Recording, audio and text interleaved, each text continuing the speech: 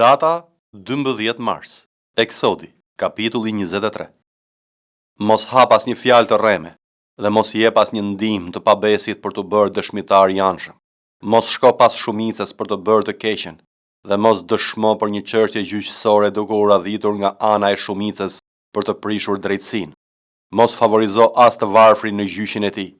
Në rast se ta ka kaun e armikut tënd ose gomarin e tij që ka humbur rrugën, do t'ja kthesh atij. Në rast se sheh gomarin e atij që të urren të shtrirë për tokë në mbarr, ruhu se e braktis, por ndihmo të Zotin ta zgjidh. Mos shkel të drejtën e të varfrit tënd në gjyqin e tij. Shmangu nga çdo pavërtetësi. Mos vrit të pafajshmin dhe të drejtin, sepse unë nuk do ta fal të ligun. Mos prano asnjë dhuratë, sepse dhurata verbon atë që sheh dhe prapson fjalët e njerëzve të drejtë. Mos shtyp të huajin, sepse ju e njihni shpirtin e të huajit, sepse keni qenë të huaj në vendin e Egjiptit. 6 vjet me radhë do të mbjellësh tokën tënde dhe do të korrësh frytet e saj, por vitin e 7 do ta lësh të pushojë dhe ajo do të mbetet djerr, me qëllim që ta gëzojnë të varfrit e popullit tënd, dhe kafshët e fushës do të hanë atë që kanë për të lënë ata, po ashtu do të veprosh me vreshtin tënd dhe me ullinët e tu. 6 ditë do të bësh punën tënde, por ditën e 7 do të pushosh, me qëllim që kau yt dhe gomari yt të mund të pushojnë dhe biri i shërbëtores sate dhe i huaj të mund ta marrin veten. Kushtojuni kujdes tërë gjërave që ju kam thënë dhe mos shqiptoni emrin e perëndive të tjerë, të mos dëgjohet të dalë nga goja juaj. 3 herë në vit do të kremtosh një festë. Do të kremtosh festën e të ndormëve. 7 ditë do të hash bukë pa maja, siç të kam urdhëruar në kohën e caktuar në muajin e Abibit, sepse në ato muaj ti dole nga Egjipti dhe askush nuk do të paraqitet para meje duar bosh. Do të kremtosh edhe festën e korrjes, të prodhimit të hershëm të punës sate, të asaj që ke mbjell në ara, si dhe festën e të vjelave, në fund të vitit, kur do të mbledhësh nga arat frytet e punës sate. 3 herë në vit, tërë meshkujt do të paraqiten para Perëndis, Zotit. Nuk do të ofrosh gjakun e flisë sime bashkë me bukën e mbrojtur, dhe yndyra e flive të festës sime nuk do të teproj deri në mëngjes. Do të qosh në shtëpinë e Zotit Perëndis tënd të parat frutat të tokës. Nuk do ta zihesh kecin me qumshtin e nënës së tij. Ja pra, unë po dërgoj një ëngjëll para teje që të të ruaj gjatë rrugës dhe të fut në vendin që kam përgatitur. Ki kujdes para tij dhe bindju zërit të tij. Mos ngri krye kundër tij, sepse ai nuk do t'i falë shkeljet tuaja, sepse emri im gjendet në të. Por në qoftë se i bindesh plotësisht zërit të tij dhe bën të gjitha ato që do të them, unë do të jem armiku i armiqve të tu dhe kundërshtari i kundërshtarëve të tu, sepse ëngjëlli im do të shkojë para teje dhe do të fut në vendin e Amoreve, të Hitejve, të Perezejve, të Kananejve, të Hivejve dhe të Jebusejve, dhe unë do t'i shfaros ata. Mos u përkul para perëndive të tyre dhe mos u shërbe, mos bëj ato që bëjnë ata, por do t'i shkatërosh plotësisht dhe do të thyesh shtyllat e tyre. Shërbejeni Zotit Perëndis tuaj, ai do të bekoj bukën tënde dhe ujin tënd, dhe unë do të largoj sëmundjen nga ti. Në vendin tënd nuk do të ketë asnjë grua që të dështoj, asnjë grua shterp. Unë do ta plotësoj numrin e ditëve të tua.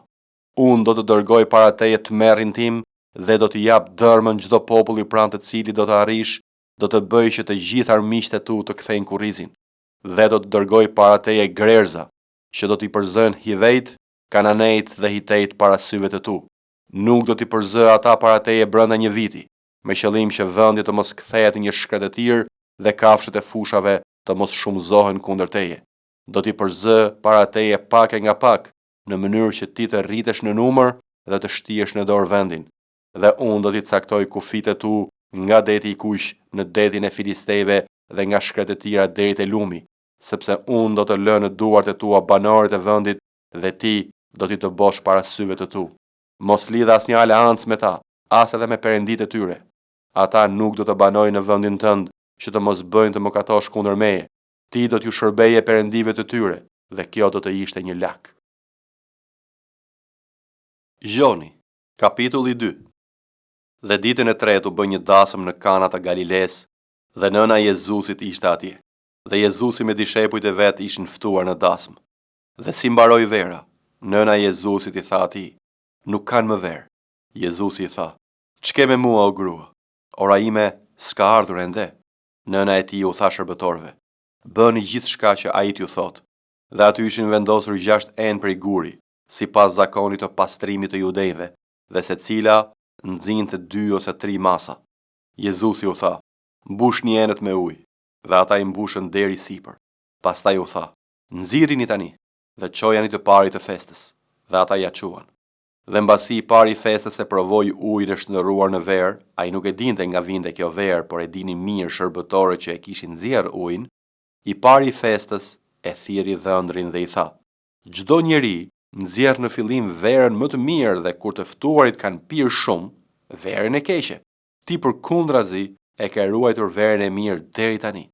Jezusi bëri këtë fillim të shenjave në Kana të Galiles dhe shfaqi lavdinë e tij, dhe dishepujt e tij besuan në të. Pas kësaj, zbriti në Kapernaum, ai dhe nëna e tij, vëllezërit e tij dhe dishepujt e tij, dhe ata qëndruan aty jo shumë ditë. Dhe Pashka e judejve ishte afër, dhe Jezusi u ngjit në Jeruzalem. Dhe gjeti në tempull ata që shisnin qe, dhen dhe pëllumba, dhe këmbyes monedhash duke ndenjur, dhe si bërë një kamxhik militar, i doboi të gjithë nga tempulli bashkë me qetë dhe dhënd, dhe ua hallakati parat këmbyesve të monedhave, dhe ua përmbysi tryezat dhe shitësve të pëllumbave u tha, "Hiqni këto gjëra që këtej, mos e bëni shtëpinë e atit tim shtëpi tregtie." Kështu dishepujt e tij u kujtuan se ishte shkruar, "Zelli për shtëpinë tënde më ka përpir." Atëherë judejt u përgjigjen dhe i than, "Ç'shenja tregon se i bën këto gjëra?" Jezusi u përgjigj dhe u tha atyre, "Prishni këtë tempull dhe për 3 ditë do ta ngre." Atëherë judejt than, "U deshën 46 vjet që të ndërtohet ky tempull, dhe ti do ta ngresh atë për 3 ditë?" Por ai foli për tempullin e trupit të vet. Kur më pas ai u ringjall prej së vdekurish, dishepujt e vet u kujtuan se ai këtë ua kishte thënë dhe i besuan shkrimit dhe fjalës që kishte thënë Jezusi. Dhe kur qenë në Jeruzalem për festën e Pashkës, shumë besuan në emrin e tij, duke parë shenja që bënte. Por Jezusi nuk u zinte besë atyre, sepse i njihte të gjithë, dhe sepse nuk kishte nevojë që ndokush të jepte dëshmi për njeriu, sepse ai e dinte ç'ishte brenda njeriut. Jobi, kapitulli 41. A mund ta nxjerrësh Leviathanin me grep, ose të mbash të palëvizur gjuhën e tij me një litar? A mund t'i vësh një xunkth në flegrat e hundës, ose t'i shposh nofullën me një çengel? A do të lutet ai së tepërmi, apo do të drejtoj fjalë të ëmbla? A do të lidh një beslidhje me ty që ti ta marrësh si shërbëtor për gjithnjë? A do të lozësh me të si një zog, apo do ta mbash lidhur për vajzat e tua? Miqtë e tu do të bëjnë me të takime të mrekullueshme, apo do ta ndajnë vallë midis tregtarëve? A mund të mbulosh lëkurën e tij me shigjeta dhe kokën e tij me fuzhnja? Vëri duart mbi trupin e tij. Do të kujtohet luftimi dhe nuk ke për ta rifilluar. Ja, shpresa e atij që e sulmon është e rreme. Mjafton ta shikosh dhe të zotmerri. Askush nuk ka aq guxim sa ta provokoj. Kush pra është në gjendje të qëndrojë fort para meje? Kush më ka bërë një shërbim i pari që unë duhet ta shpërblej? Çdo gjë në qejt është e imja. Nuk do t'i kaloj në heshtje gjymtyrët e tij, forcën e tij të madhe dhe bukurinë e armaturës së tij.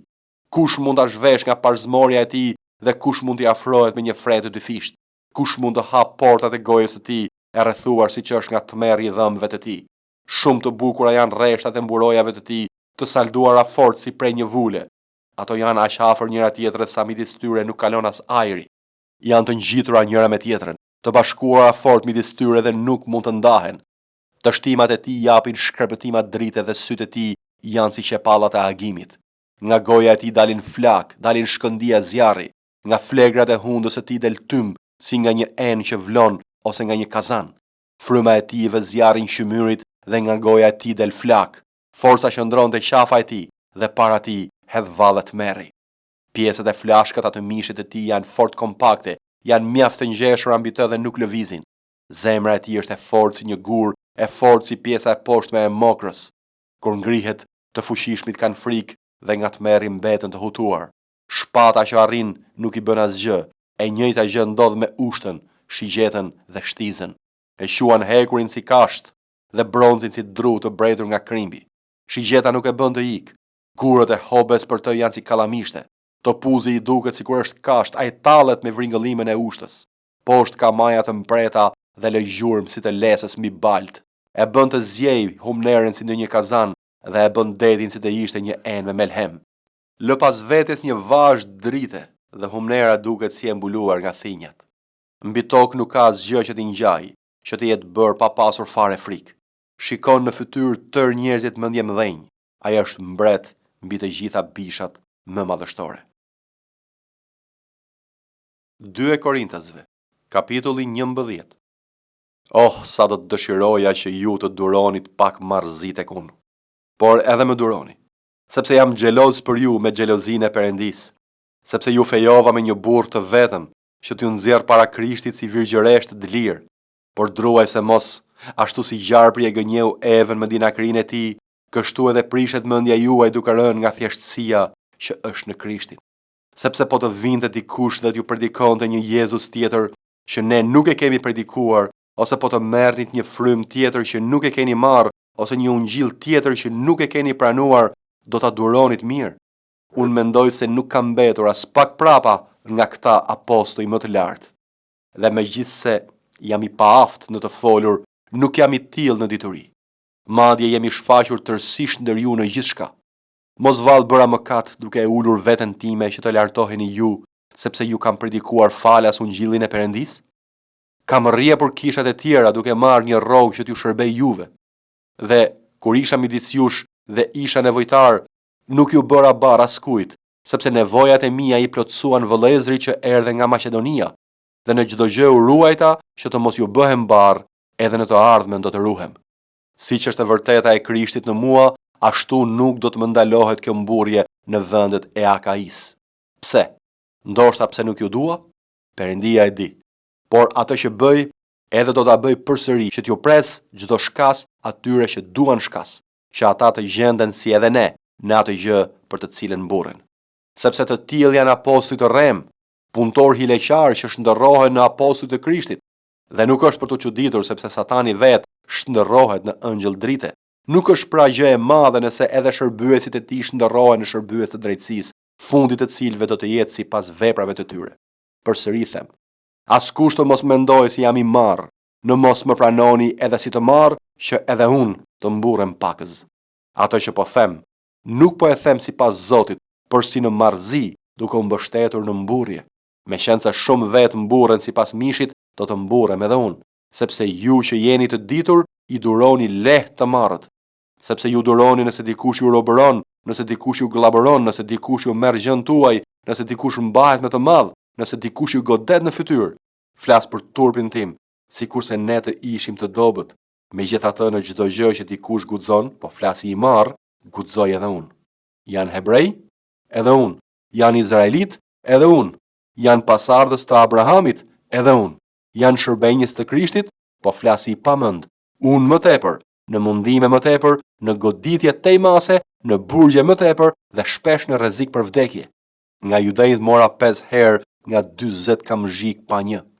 3 herë më rrahen me shkop, 1 herë më vran me gur, 3 herë përjetova anje thyrjen, kalova një natë një ditë në thellësi. Në udhëtime të shpeshta, në rreziqe lumenjsh, në rreziqe kusarësh, në rrezik nga ana e bashkëdhetarëve, rreziqe nga ana e paganëve, rreziqe në qytet, rreziqe në shkretë të tir, rreziqe në det, rreziqe midis vëllezërve të rrem, në mundime lodhje, shpesh në netët pa gjumë, në uri e etje, shpesh herë në agjërime, në të ftohtë dhe në të zhveshur. Përveç këtyre gjërave të jashtme, ajo që më mundon çdo ditë është kujdesja për të gjitha kishat. Kush është i dobët? E unë s'jam. Kush skandalizohet dhe unë s'përvëlohem? Nëse duhet të mburrem, do të mburrem me ato të dobësisë sime. Perëndia dhe Ati i Zotit tonë Jezu Krisht, që është i bekuar për jetë, e di se nuk gënjej. Në Damask, qeveritari i mbretit Areta e ruante qytetin e Damaskasve sepse donte të më zinte. Edhe nga një dritare më zbrite në përmur në një shport dhe shpëtova nga duart e tij.